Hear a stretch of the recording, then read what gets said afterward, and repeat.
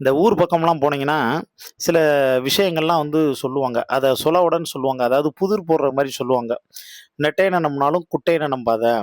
அதே மாரி ஊம ஊர கெடுக்கும், பெருச்சாளி வீட்ட கெடுக்கும்" அப்படிம்பாங்க.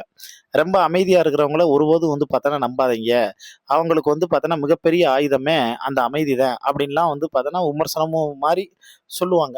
இப்ப என்ன ஒண்ணுன்னா, விஜயினுடைய மனைவி சங்கீதா, அவங்க தளபதி விஜய் மேல என்னென்ன அலிகேஷன்லாம் வச்சிருந்தாங்கங்கிறது எல்லாருக்குமே தெரியும். அத அந்த சமயத்துல உண்மைன்னு நெனச்சு பல பேர் பார்த்தோன்னா, தளபதிய கன்னா பின்னான்னு கழிச்சு தொங்க விட்டாங்க. ஆனா, அந்த மனுஷன பத்தி நெகட்டிவா என்ன பேசினாலும், இந்த யானை சொல்லுவாங்கல்ல, யானை இருந்தாலும் 1000 பொண்ணு, இறந்தாலும் 1000 பொண்ணும்பாங்க. அதே மாரி சுட்டாலும் சங்கோட நிறம் மாறாதும்பாங்க.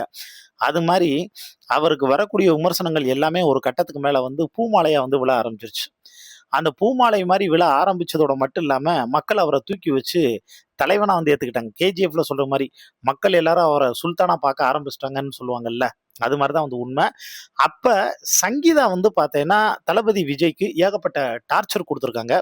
அந்த டார்ச்சர் எப்படி நூதன வழியிலலாம் குடுத்துருக்காங்க, யார் மூலியமா குடுத்துருக்காங்க அப்படிங்கிற ஃபுல் டீட்டெயில்ஸ் பத்தி நீங்க தெரிஞ்சுக்கணும் அப்படின்னா, கீழ இருக்கக்கூடிய வீடியோ லிங்க கிளிக் பண்ணி கேட்டு தெரிஞ்சுக்கங்க.